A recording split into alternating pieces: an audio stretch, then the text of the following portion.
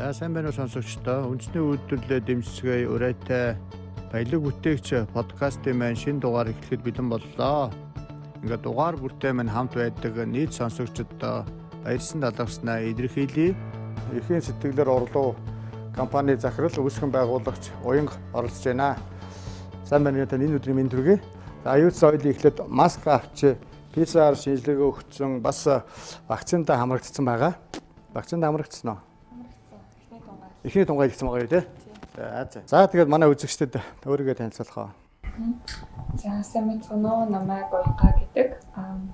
Эхийн сэтгэлээр орлого хийхээ буюу өргөмн гэдэг хүүхдээ хувцсны брендийг үүсгэн байгуулагч.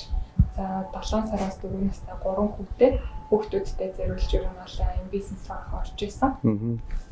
Манай бүтээгдэхүүний онцлог юу юм бэ гэхээр ингээд энгийн л хүүхдээ хувцснууд янз бүрээр зах зээлээр бичдэг те. Тэрнийхэн дээр нь одоо яг каллиграф буюу яг ханд леттеринг гараар бичсэн тийм үүхтэй бүтээгдэхүүнийг санал болгодог.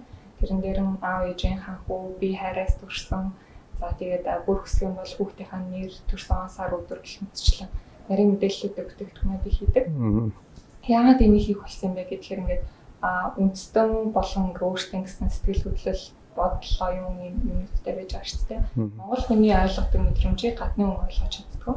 Тэр яг юм анх хүүгээ хараад төрж исэн тэр гоё нандин мэдрэмжүүдээ хуцаар илэрхийлэх хүссэн. Тэгээ аав ээжүүд хүүхдээ хараад өө ямар хөөрхий юм бэ? Нэрэл миний хөө чинь аав ээжийн ханхүү штэ ч гэдэг юм уу те. Тэр сэтгэл хөдлөлийг нь гаргаж ирээд тэр гэр бүлийн халуун долоо уур амьсгалыг бий болгох, дараа нь хаз жаргалтай гэр бүлийн турсамж тэр хүүхдэд том болох мөртөөсэй гэсэн ийм хэрэгмэлцлэр бол анх бий болж байсан. Одоо 4 дахь жилдээ ороо явж байна. Хөрөн оруулалт аваад яг компаниар үйл ажиллагаа явуулаад бол 2 дахь жил. 2 жилдээ тий. Юу та хэдэн ажилтан те? Яг үндсэн нийгмийн татвар төлөөд явдаг 9 ажилтан. За гэрээ дээр буюу ингээд хэрэг бас үедээ дууддаг нэг 4 гээд ингээд нийлээд 13 үнэтэй. Тэгээ ер нь тогтмол 9 хүнийг бол ажлын байр хангаа явж байгаа юм байна тий. Жижиг дунд үйлдвэр үйлчлэх хэрэгчдийн хуулиар бол өөрөө бичил бизнес эрхлэгч гэсэн үг байхгүй юу? 1-ээс 10 хүртэл ажилтнтай бичилтэй. Тэгээ 10-аас 50 хүртэл жижиг, 50-аас дээшгээ дунд аж ахуйн гэж болоо явждаг тий. Тэгэхээр нөгөө төрөөс олгож байгаа зээл аж ахуйн нэгс өгж байгаа зээлийг 500 хүрсэйг нь авах боломжтой нөхцөл шалганд нороо явчихж байгаа юм байна шүү дээ тий. Зөв ингээд танах бол одоо өөрсдөө үндэсний үйлдэл эрхэлдэг юм байна. Дээрээс нь нөгөө импортын бараг орлох хүч бүтээгдэхүүн юм байна тий. Одоо импортоор маш их хүүхдийн хувьс орж ирдэг шүү дээ тий. Тэгэхээр танах одоо ер нь хүчин чадал хэрвээ ер нь дандаа захиалгаар явдаг уу эсвэл одоо борлуулалтаа яаж хийдэг вэ? Массын болон захиалах ингээд хоёр лайнтай. Массын бүтээгдэхүүнүүд болохоор E-Mart, Shangri-La тэгээд тодорхой хэмжээний гэрээдийн салбаруудаар дамжуулж борлуулдаг. Өөрсдөө өнгөө хүргэлт хийж байгаа. Захиалгах нь болохоор хэрэглэгч өөрөө хүссэн үгийг бичүүлээд тэгээд авах бас боломжтой. Бид нар урт хөршөөс бол хизээч өртгөөрөө бол илүү хямдхан бүтээгдэхүүн хийх боломжтой тийм. Нэгдүгээр төг эдийн урт хөрш өөрсдөө хийдэг. Тэгээд ажиллах хүчин хамаагүй хямдхан байдаг, маш олон хамт учраас. Тэгмүүд манай монголчуудын гаргадаг нэг юм комент гэх юм уу нийтлэг яадаг. Дотоодын үйлдвэрлэл жоохон үнэтэй юм гэдэг асуудалтай. Тэгтээ чанартай. Тэгтээ чанартай. Бид нар хизээч одоо юу хямд үнээрээ хитдэг гүцэхгүй юм бол тэднэрээс хамаагүй чанартай. Хэл төрсөн бүтээгдэхүүн хийя гэсэн зарчимдаар ажилладаг. За тэгээд мэдээж сав баглаа боодол шошго мошго гэл одоо олон асуудлаа шийдэж байгаа үстэй тий. Тэгээ Монголд сав баглаа боодлоо монголоор хэлэгдэггүй гаднаас захиалдаг юм уу? Эко пакаар сав баглаа боодлоо тий. Тэгэхээр бас Монголынхаа аж ахуйн нэгжүүдийг дэмжиж байна тий. За ингээд одоо сүүлийн одоо бараг 2 жил шахуу нөгөө дэлхийн нийтийг цард халагддаг айхтар өвчин өмрөөд одоо 2020 он жонгол одоо энэ өвчтөд тэмцэллээ тий. Одоо энэ 2021 он гартаар нөгөө вакцин гарч одоо вакцин зуулж явагдсанаар одоо бүх улс орн эдийн засгтайгаа эрчимтэй тэмцэж байна л да. Энэ цард хал өвчин маань бас нэг эдийн засгт айгүй хохирол учруулсан их олон улс орнуудын тий.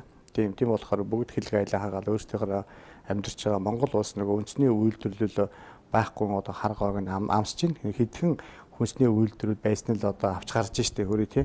Тэгэхээр нөгөө нэг боловсруулах үйлдвэрүүд Монгол байхгүй дандаа нөгөө гадаадын нөгөө бүтээгдэхүүнээс хамааралтай учраас бүтээгдэхүүн орж ирэхгүй хэлгээ айл дээр их бөглөр төгжирж जैन. 2 дугаар тээврийн зардал өндөр үнээр өсөж орж иж जैन. 3 дугаар доллар яаны ханш байнга өсөд байна. Тэгэхээр бидний хийж байгаа бүтээгдэхүүн бол тогтмол өсөд явна гэтэл өсөхгүйгээр л одоо энэ цар тахлын үед өсөхгүйгээр бүх аж ахуйн нэгжүүд үнэ барьж байгаа. Тэрний цаана ажилтныхаа цалин тавьж гин тий. Тэгэхээр ажилчтайгаа нөгөө халчихгүй чөлөөлчихгүй байхын тулд манай үндэсний үйлдвэрлэгчид баялаг бүтээгчид маань бол хамаг авьяасал гаргаж яана л та. Тэднийхээ төлөө тий яаж үйлдвэрээс соочихгүй байх уу? Яаж бэлтгэсэн ажилчдаа ингээд ажилгүй болгочихгүй хүн шиг алдчихгүй хүн шиг байж явах уу?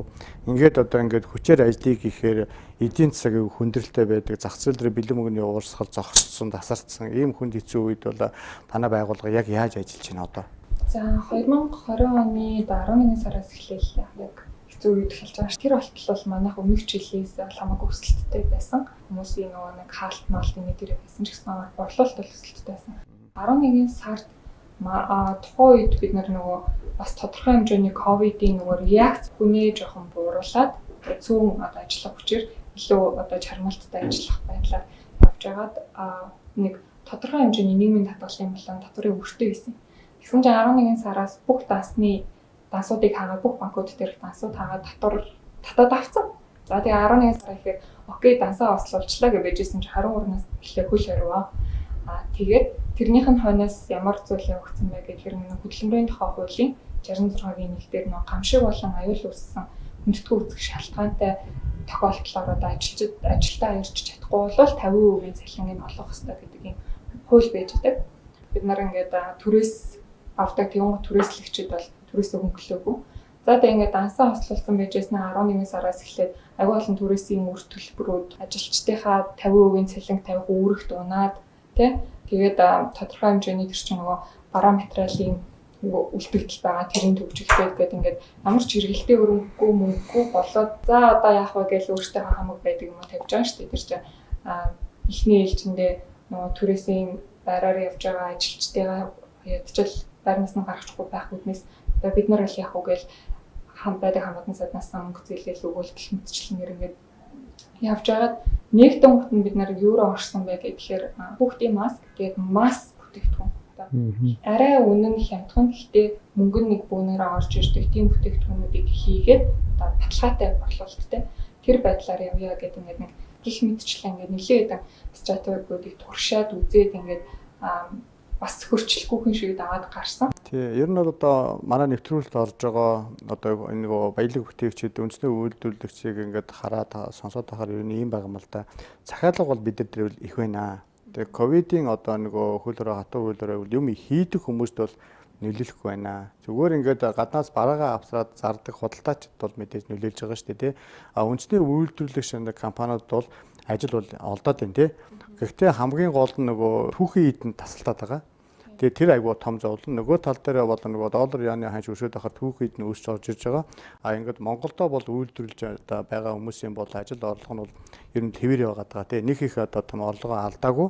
Гэвч одоо нөгөө бүтээгдэхүүн үйлдвэрлээд гаргая гэхээр нөгөө бүтээгдэхүүн үн өөрөө өсөж байгаа учраас айгуу хэцүү. Хоёрдугаарт ингээд засгаас ингээд банкны салбаруудаас ингээд дэмжлэг үзүүлнэ 3% хөдөө мөнгө өгнө гэдэг байгаа болооч яг жижиг дундынхандаа бол өгөхгүй байна.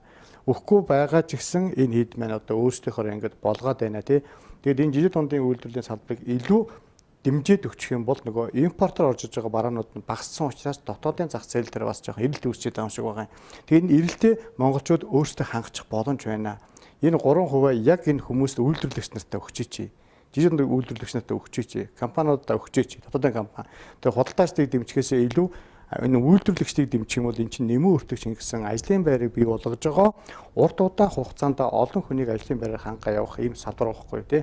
Тэгэхээр энэ дээр л одоо хүмүүс нэлээд ингэж ярьж хэлээд байгаа юм л да. Танай хувьд бас адилхан байна уу тий? Тийм бид нар одоо 13 он гэдгээсээ гадна одоо гэртээ сууж байгаа эмээнэр ээжнэрийг орлоготой байлгах одоо бүрхэн тоглоомлох бүлдэг, дуран амьсгалт бүлдэг гэх мэтчлэн ажлуудаас хийлэгдэг. Бүр цааштай гэх юм бол хүчлийн бэрхшээлтэй ээжүүдийн одоо ажилладаг нэг тийм тохируулгатай ажлын байр гэж 2 жил дараалан ажил хийж исэн. Цаашид илүү тэрийг өргөжүүлэх бодолтой өдөр байж байгаа. Тэгээд бидний хувьд гэх юм бол үйлдвэрлэл хийхэд хамгийн том сая тулхамдсан асуудал нь худалдаа авалт буураагүй их байсаар байсан нь үнэн. Гол юм нь үйлдвэрлэгч өөрөө шат амжилттай штэ. Борлуулах бүтээгдэхүүний нөөцгүй болоод тэгээд тэрнээсээ үүдээд энэ бас ажлаа төлөвлөж чадахгүй болчихж байгаа үстэй тий. Ажлаа төлөвлөж чадахгүй болж байна. Хэдий хүмүүс авъя гэсэн ч гэсэн борлуулах бүтээгдэхүүний нөөцгүй болж байна. Тэгээд энэ түрээсийн зардлууд огт буугаагүй. засгаас нэг гоё юм яриад төрөөсийн зардлаа бууруулал нөгөө нэг юу бууруулна гэдэг юм ярьсан ч гэсэн дийлэнх бид нар хувь хүмүүсээс төрөсөлж байгаа шүү дээ. Банкны өөрийн их усурын зээлийн хүүнүүд буугаагүй тэгээд эргэн төлөлтүүд нь ч хоншлогдоогүй их мэдчлэн асуудлууд байсан учраас болоо нэлийн алдагдaltaй гэх юм уу нэг ажилласан. Тэгээд одоо ингээд 3% нь ашиглаа жоохон томрч байгаа банкуд дээр тавьсан нэг хөөрхөн хідэн шаардлагууд байгаа. Нэг нь болохоор одоо байгаа бэлэн бараа бүтээгдэхүүний чинь 2 нугалсан хэмжээгээр юу гэж чинь зэлийн хэмжээг тодорхойлно гэдэг асуудал. Үнэхээр бараа материал ихтэй байсан бол бид нар яах гэж зэрийг борлуулаад болчих штеп. Зээл авах шаардлага. Бараа материалын дотор талд орсон учраас эргэлтийн өргөний мэдүүлгээ зээл хүсэж байгаа шүү дээ. Ийм шаардлага нэг утгагүй байсан. Хоёрт зээл авчаад мэдээж тэр чинь мөнгө аваад ингээд түүхийдээ үйлдвэрлээд өсөх ёстой тийм. Манай төвөөс 10%-аас илүү өсөлтийг дэмждэггүй маа гэдэг шалтгаанаар борлуулалтыг айгүй багт тавиад тэгээд тэр нь нөгөө талдаа юу гэж харагдаж байгаа гэхээр зээлээ төлчихдэггүй гэж харагдаад ийм нэг юу хоёр асуудал тавьсан. Тэр 10% гэдэг нь одоо жоон тодорлох уу? Одоо энэ жил би юу гэдэг 100 сая төгрөгийн борлуулалттай байх юм бол 21 оны төсвөлийг 110 саяас илүү борлуулалттай гэж төсөөлж болохгүй л гэдэг. Тэгээд энэ 3% зээлийг яг энэ шаардлагуудыг харангуй хэн авах боломжтой байгаа вэ гэхээр одоо бэлэн бүтээгдэхүүнтэй хүмүүстэй хүнсний үйлдвэрлэлийн ч юм уу тийм. Гэтэл ковидын эсрэгээр хүнсний үйлдвэрүүд ч их ашигтай ажилласан байна. Хамгийн ашигтай. Тэр хүмүүст зээл хэрэггүй байхгүй юу? Уянга манай нэвтрүүлэлт хаандсан гол шалтгаан л орё тий. Одоо ингээд нөгөө төрөөс олгож байгаа банк санхүүгийн салбараас олгож байгаа 3% хүүтэй 3 жилийн хугацаатай энэ хөлбөр эрхлэлтийг дэмжих зээлийг одоо хизээс эхэлж хөөцөлдөвөө ямар асуудал толгорваа. За 3 сарын 11-ээс эхлээд юу гэдгсэн учраас манайх бас ба хэмжээнд материалууд маань айгүй боломжтой хэцтэй байдаг. Тэгэхээр анхан шатны бүрдүүлэлт материал өгөөрэй гэсэн. За тэгээд тэр үед чинь бас банкуд чинь нэг засаг төртөөгөө нэг ойлголцоод нэгцэн ойлголцол хүрээгүйсэн учраас наасаа цаашаа гэдэг хэлцээр яваад. Тэгээд 15-ны өдөр нэг дөрвөн батлагдаад одоо дотоод журам гэх юм уу тий зээл олох дотоод журам батлагдаад за түрүүний хэлсэн нөгөө бэлэн бараа материалыг 2 дахин уулсантай тэнцүү хэмжээний үүтэй байх хэрэгтэй гэдэг шаардлага орж ирсэн. За тэрэн дээр нь үндэслээд нөгөө зээлийн өсчихсэн хэмжээгээ бууруулж өгсөн. Тэгээд бууруулаад өгсөн авсан. За тэгээд хойноос нь ингээл ийм ч юм хэрэгтэй, тийм ч юм хэрэгтэй ингээл яваалсан. За тэгээд сүүл рүүгээ журмынхаа хүрээнд уг нь бол ажлын 11 шийдсэн байх хэрэгтэй гэсэн залттай юм лээ. Тэгээд 10 хоногийн өнгөрөөд за танай журман дээр чи юм байгаа тэгэхээр хариу чи юу вэ гэдэг одоо тайлбарыг хүссэн. Гэсэн чинь хариун дээр болохоор за хэд хэдэн тавигдж байгаа нэг судалгаан тавьж байгаа юм шаардлага байгаа тийм. Тэрэн дээр юу байсан бэ гэхээр түрүүний хэлдэг 1 жилийн өсөлт нь 10%-аас илүү байж болохгүй гэдэг асуудал. За тэгээд 3 жил гэдэг чинь өөрөө бол айгүй богино хугацаахгүй тийм. 1 жилийн үндсэн төлбөрөөс чөлөөлөгдөж болно.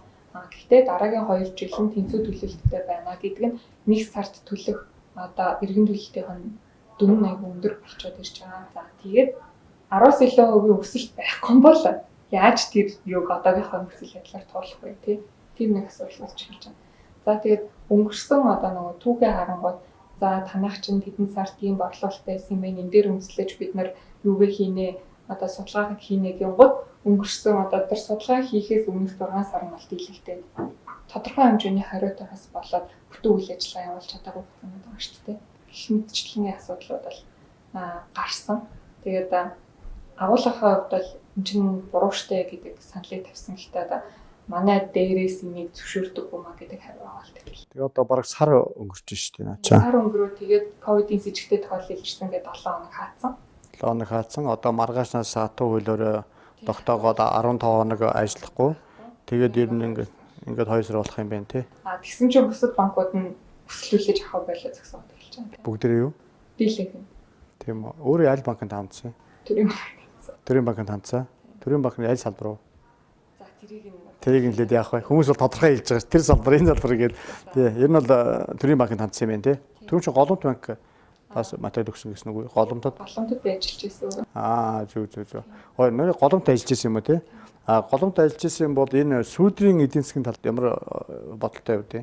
Банкнд ажиллаж байсан нэг хамаагүй. Энд бол юу хамаатай вэ гэхээр одоо үйлдвэрлэл эрхлэгчийн хахад Сүүтрийн эдийн засаг бол бид нарыг бол айгу өрсөлдөх чадваргүй болгодог зүйл байна. Уртаас айгу хямдхан бүтээгдэхүүнүүд ямар нэгэн татваргүйгээр орж ирээд нэг лангуун дээр очиод тэр лангууны нийгмийн даатгал болон хүн амын орлогын албан татвар нөөт гэх мэтчлэнгийн нэмэгдэл төлбөр төлөлгүйгээр нэг бүтээгдэхүүнүүд борлуулагдаад байгаа шүү дээ. Гэтэл бид нар ч юм бол нөөт төлөх нөгөө нэг үүрэг хүлээсэн тэрийг өгөх ёстой. Өгөхгүй болвол тэгээд юм уу залгаж малгаад тэгээд гэтээ яг зөв үүрэгтэй гэдэг утгаар нь өгөх гэж нэлээд хичээдэг. За тэгээд ажилчдын нийгмийн даатгалын хэмжээл түрүү хэлсэн ажилчин болгон хувийнээс гээд 20% юм явж байгаа. За тэгээд хувийн орлогын албан татвар. За энийг хэдийн ажилтан төлдөг гэдэг боловч тэр хүний тар дээр хасагдаад очичдаг учраас тэр хүн нэг авж байгаа цалингаа нэмэгдүүлэе гэж боддог болохоос би эндээсээ юм төлсөн шүү гэж хардаг байхгүй.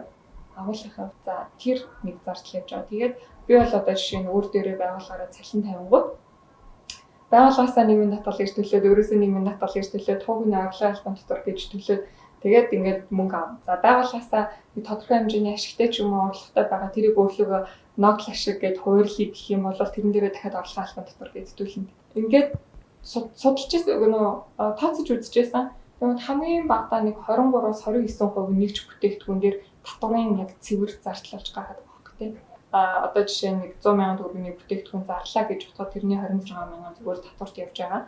Гэтэл нөгөө нэг татвар төлөхгүй байгаа борлуулалт хийгээд байгаа хүмүүс маань нэг 10,000-аар ба 90,000-аар гэж зархад хүмүүс тийшээ очиод танах үнэтэй гэдэг юм хэрэгтэй байна. Танах бол барьцаа эднэр хангаж байгаа юу те?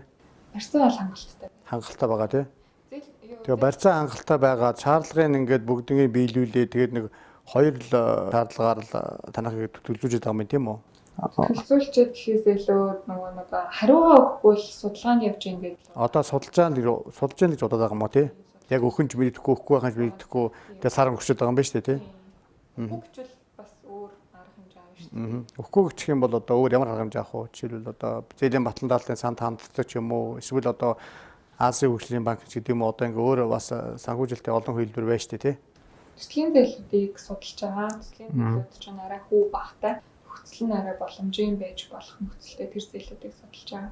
Төрийн банкн дээр бол тийм төслийн зээл байхангүй сэмтэх байгаа. Тэгээд худалдаа хөгжлийн банкн дээр байгаа гэж сонссон тийшээ хар хичээж байгаа. За өнөөдөр нэвтрүүлэгтээ урилгаар оролцсонд баярлалаа. Тэгээд ер нь бол төрөөс олгож байгаа одоо 3% хүүтэй 3 жилийн хугацаатай энэ мөнгийг одоо манай баялаг бүтээгчид тэр тусмаа жижиг дунд үйлдвэрлэгчдэр одоо авахын тулд бол маш их бэрхшээлүүдийг бас туулсаар байгаа. Ялгаа байхгүй манай уянга бас сар гаруй энэ зээлийг хөөцлөөд өгөх юм уу өгөхгүй юм уу гэдэг хариугаа хэлчихвэл одоо өгвөл авчмаар нь өгөхгүй бол бас өөр сонголт байна тийм ээ. Одоо зах зээл дээрс мөнгө босгох янз бүрийн одоо энэ нөгөө амьдрал баялаг учраас бас өөр сонголтууд хийх хэрэгтэй байна. Тэгээд төр дэмжигч байгаа туслах байгаа бол бас нэг тэр дэмжлэгийг авчмаар байдаг тийм. Тэгээ яг яах гэдэг юм бэ гэхгүй ингээд цаг хугацаа алдаад байна гэдэг чинь айгүй үн цэнтэй л да цаг хугацаа гэдэг айгүй үн цэнтэй өөртөө тий одоо бизнес эрхлэгч нар тийм ээ. Тэгэхээр энийг тодорхой хурдан шийдээд өгчвөл нэг талдаа хурдан гарчъя гэд ингээд байна. Тийм учраас манай банкны салбарынхан уянгагийн маань асуудлыг шудардан түргэн шийдэж өгөөсэй. Мөн одоо орон нутгийн одоо яг уянгаа шиг ийм одоо байдлаар ажиллаа явуулдаг, үйл ажиллагаагаа үйлдвэрлэлээ эрхэлдэг 800 гаруй мянган хүн байгаа. Тэр хүмүүс бүгдээр л одоо бас ингээд уянгаа шиг төрөөс өгч байгаа зээлээ өгвөл авчмаар нь өгөхгүй бол бид амьдралынхаа өөр сонголтуудыг хийгээд цаашаага амьдрах нь өнөө учраас ингээд бид сонголтоо хийгээд ямар байна. Тэгээд нөгөө цонхны цаанаас чихэр додоод байгаа баялаач өгөөл өгчээж гэдэг ихэд шүү дээ. За ингээд бидний ярилцах цаг энэ өрөөд өндөрлөж байна. Өнөөдрийн зочноор оролцсон уянгаада баярлалаа.